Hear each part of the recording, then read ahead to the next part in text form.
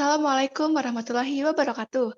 Kami dari kelompok 3 akan mempresentasikan mengenai sejarah sastra pada periode 1942 hingga 1945. Sebelum itu, kami akan memperkenalkan diri kami terlebih dahulu.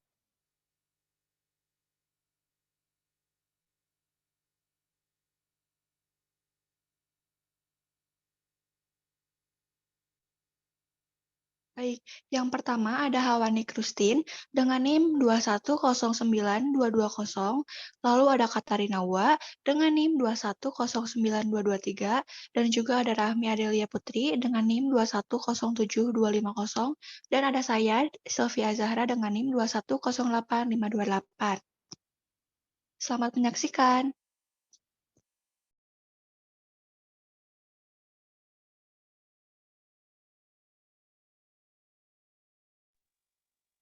Baik, teman-teman, materi pertama akan dipaparkan oleh rekan saya, yaitu Katarina, mengenai pengertian sejarah sastra periode 1942 hingga 1945.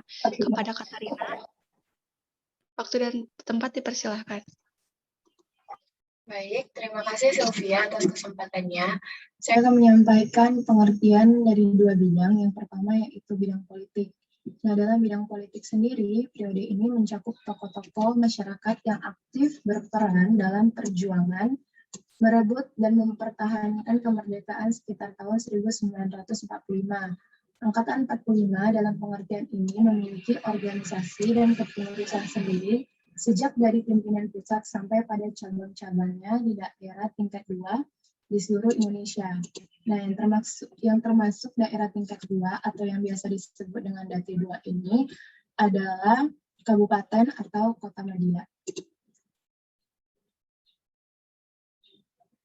Selanjutnya, saya akan menyampaikan pengertian dari bidang sastra dan seni. Nah, Angkatan 45 dalam bidang sastra dan seni mencakup sejumlah dari yang memiliki konsepsi dan corak tersendiri yang berbeda dengan angkatan terdahulu. Sebenarnya teman-teman, nama Angkatan 45 sendiri terkenal sejak tahun 1949. Pada waktu itu, Roslin Anwar melansirkan nama Angkatan 45 dalam uraian yang dimuat dalam majalah Siasat pada tanggal 9 Januari 1949.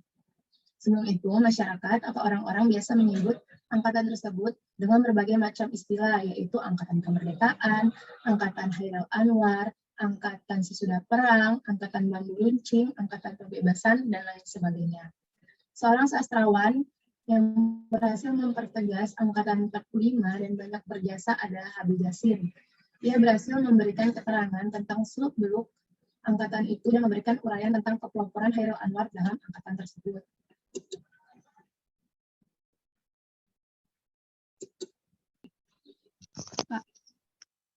Baik, terima kasih kepada Katarina yang telah memaparkan materi dengan sangat baik. Selanjutnya kita akan melangkah kepada materi selanjutnya mengenai surat keputusan gelanggang yang akan dipaparkan oleh rekan saya, yaitu Rahmi. Kepada Rahmi, dipersilahkan.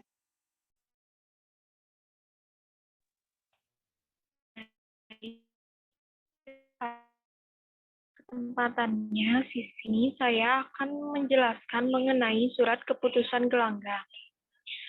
Apa itu surat keputusan gelanggang? Kenapa disebut surat keputusan gelanggang? Nah, nama gelanggang berasal dari nama ruang budaya majalah mingguan sudah digunakan sebagai ruang gerak para seniman perkumpulan itu untuk mencetuskan gagasan, ide, dan cita-cita. Bagaimana mulanya? Untuk lebih jelasnya, ada uraian berikut. Pada 1946, sejumlah seniman mendirikan perkumpulan bernama Gelanggang Seniman Merdeka. Pemerakarsanya adalah Asrul Sani, Hairil Anwar, dan Rifai Apin. Lalu, siapa saja anggota lainnya? Anggotanya terdiri dari pelukis, yaitu Muhtar Apin, Heng Ngantung, Baharudin MS, dan Basuki Rosbong. Adapun pengarang lain yang juga ikut bergabung, diantaranya Pramudia Anantatur, Usma Ismail, Vitor Situmorang, dan Muhtar Lubis. Boleh dilanjut?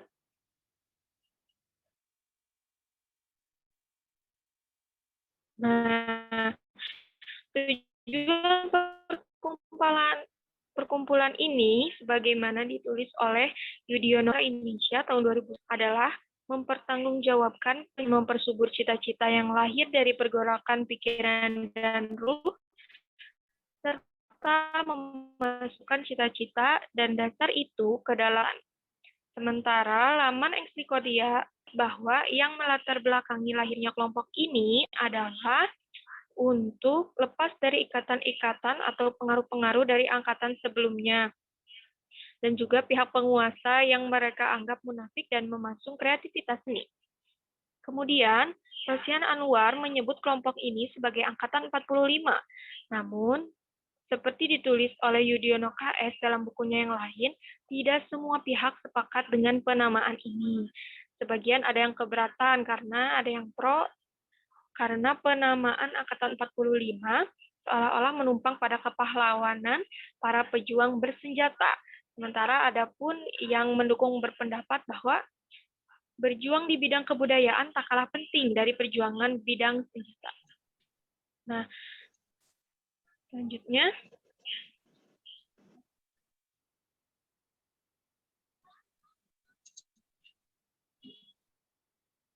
antara sastra dan politik mendaku pewarisan kebudayaan dunia pada 18 Februari 1950. Tak lama setelah pengakuan kedaulatan, mereka merumuskan dan menandatangani pernyataan sikap kebudayaan yang bernama Surat Kepercayaan Gelanggang. Pernyataan ini baru diumumkan secara luas pada 22 Oktober 1950 di majalah Politik dan Kebudayaan Siasat. Menurut Jennifer Lindsay, dalam pengantar buku Ahli Waris Budaya Dunia, yaitu menjadi Indonesia 1950 sampai 1965, nama gelanggang diambil dari suplemen kebudayaan majalah tersebut. Baik, terima kasih kepada Rahmi yang telah memaparkan materi. Selanjutnya, kita akan beranjak kepada materi karakteristik sastra periode 1942 hingga 1945 yang akan disampaikan oleh rekan saya, yaitu Katarina. Kepada Katarina, dipersilakan. Baik, terima kasih Sylvia atas kesempatannya. Sastra periode 1942 sampai 1945 memiliki beberapa karakteristik. Yang pertama yaitu bersifat terbuka. Lalu yang kedua, pengaruh unsur sastra asing lebih luas dibandingkan angkatan sebelumnya. Yang ketiga, bercorak isi realis dan naturalis, meninggalkan corak romantis. Lalu yang keempat, sastrawan periode ini terlihat menonjol individualismenya. Nah, yang kelima, dinamis dan kritis, berani menabrak pakem sastra yang mapan sebelumnya. Lalu yang keenam, penghematan kata dalam karya. Yang ketujuh, lebih ekspresif dan spontan.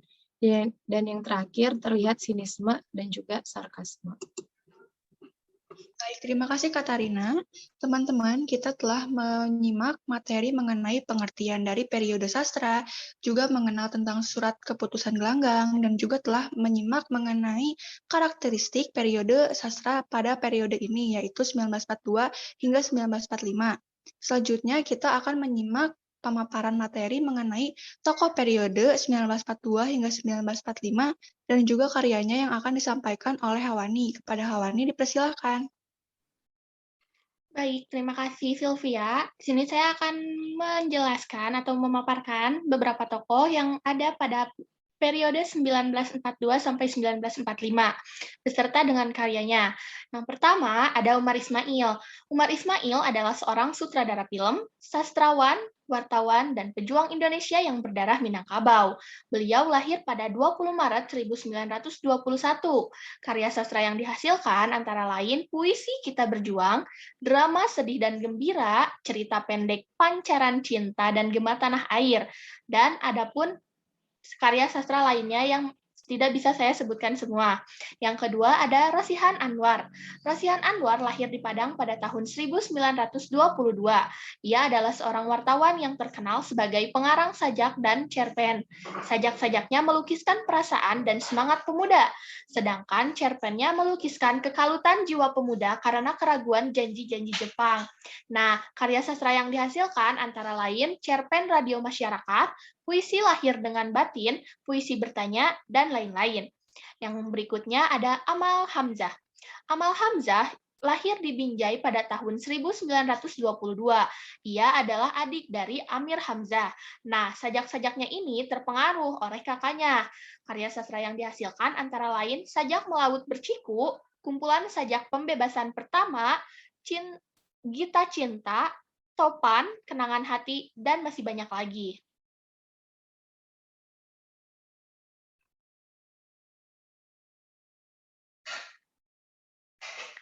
Nah, selanjutnya ada Abu Hanifah. Abu Hanifah ini lahir di Padang pada tahun 1906.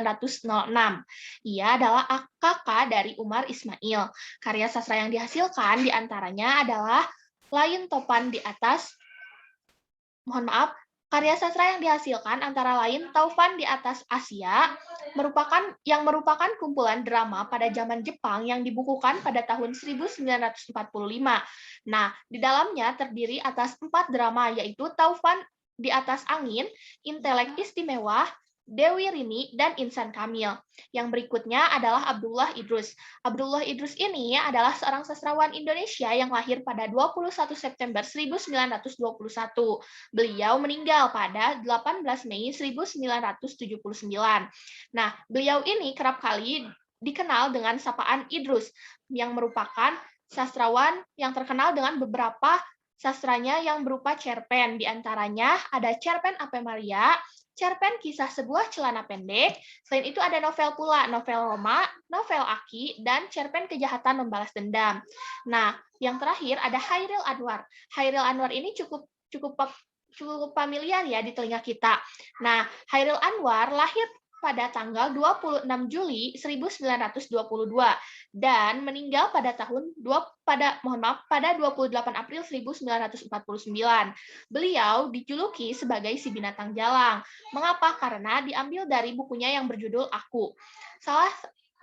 Beliau merupakan penyair terkemuka di Indonesia. Dia diperkirakan telah menulis 96 karya, termasuk 70 puisi. Bersama Asrul Sani dan Ripai Apin, ia dinobatkan oleh HB Jasin sebagai pelopor Angkatan 45. Nah, sekaligus sebagai pelopor Angkatan Puisi Modern Indonesia. Contohnya puisi Kenanglah Kasih, puisi Topan, puisi Sine, puisi Nomine, dan lain-lain. Terima kasih. Saya kembalikan kepada Sisil. Baik, terima kasih Hawani atas pemaparan materinya. Teman-teman, kita sekarang akan membahas mengenai materi terakhir, yaitu mengenai kekurangan dan juga kelebihan pada periodisasi 1942 hingga 1945 yang akan dipaparkan oleh Rahmi. Kepada Rahmi, dipersilahkan. Baik,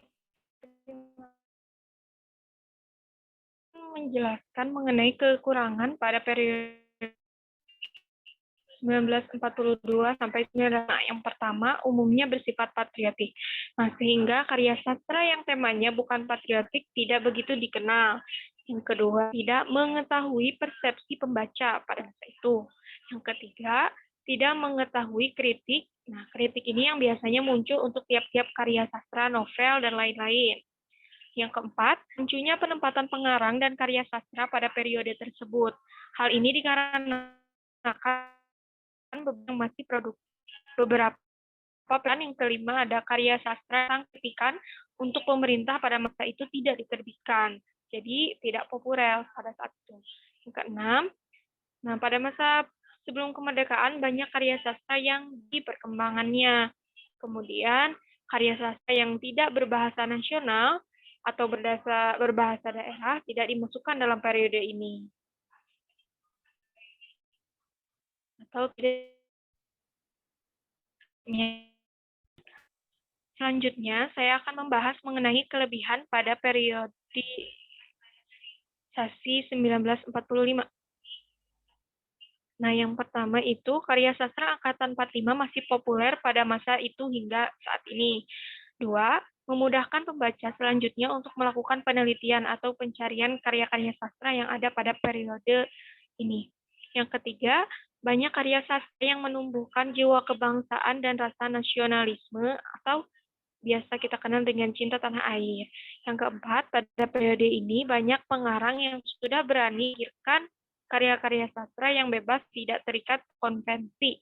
Misalnya Rima, dan lain.